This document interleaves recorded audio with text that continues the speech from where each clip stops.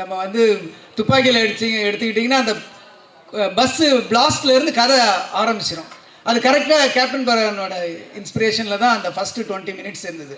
அதே மாதிரி ஒரு ஆக்ஷன் ஃபிலிமில் வில்லன் இறந்துட்ட பிறகு படம் இருக்காது. வில்லன் தான் ஹீரோவோட எனிமி, அவன் தான் கதை.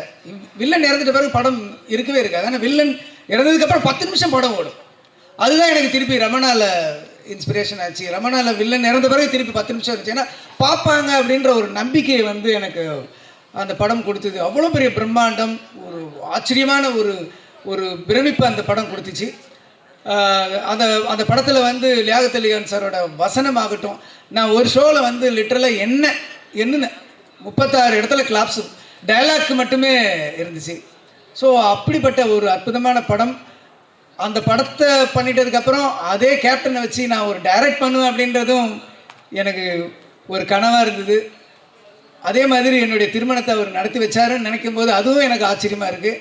இன்றைக்கி நான் ஊரில் சினிமாவுக்கே வராத ஒரு ரசிகனாக அவரோட கேப்டன் பிரபாகரனை வந்து ஃப்ரண்ட் ரோவில் உட்காந்து நான் பார்த்த ஒரு ரசிகன் வந்து இன்றைக்கி ரீரிலீஸில் வந்து அந்த டைரக்டரோட பக்கத்தில் உட்காந்துருக்கேன் போது எனக்கு இதுவே கனவு மாதிரி தான் இருக்குது.